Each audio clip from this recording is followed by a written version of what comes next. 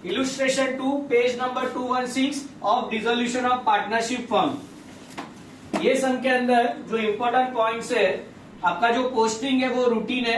Capital account by balance brought down, creditors realisation के credit में हम लिखेंगे, लोन भी वहां पर लिखेंगे, furniture, sundry asset, debtor, stock, ये सब रियलाइजेशन के डेबिट में लिखेंगे, आरडीडी रियलाइजेशन के क्रेडिट में लिखेंगे, cash you will prepare a separate ledger to balance brought down. Come to the adjustment, Mahesh is to take furniture at 1600, ठीक है, तो आपका एंट्री क्या आएगा, महेश कैपिटल टू रियलाइजेशन। फिर लिखा है debtors amounting to 40,000 and 34,000 only, ठीक है। हमारे लिए ये चैप्टर में इंपॉर्टेंट क्या है, एसेट कितने में रियलाइज हुआ, कितने का है वो आपको सवाल पूछना ही नहीं है, बिकॉज हमको प्रॉफिट कैलकुलेट नहीं करना है।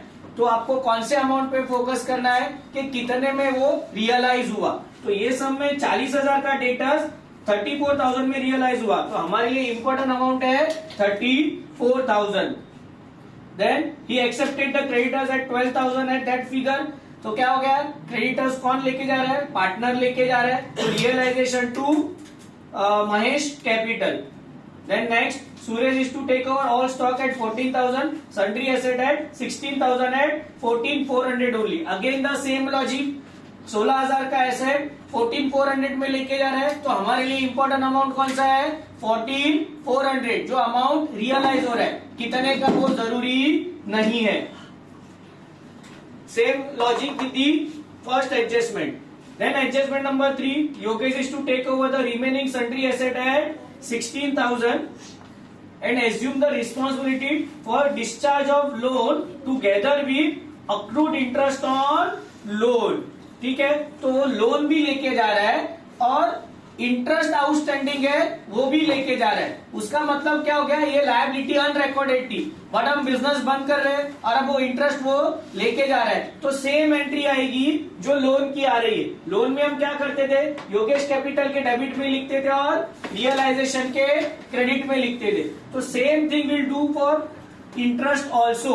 हम लोन के लिए जो करने वाले ₹3,000 का, वो सेम चीज हम इंटरेस्ट के लिए भी करेंगे, even though interest is not being recorded, ठीक है। तो अनरिकॉर्डेड इंटरेस्ट और unrecorded liability the partner is taking over. The dissolution expense realisation to cash, the remaining debtors realise 4,200 only. Now whatever be the remaining debtors, जो भी remaining होगा, कितना मिला अपने को, कितना मिला 4,200, तो हमारे लिए ये अमाउंट इंपॉर्टेंट है। कितना डेटर्स बाकी है वो फाइंड करने की जरूरत ही नहीं है, क्योंकि हम लोग यहाँ पे प्रॉफिट एसेट रियलाइज पे प्रॉफिट या लॉस कैलकुलेट करना नहीं है।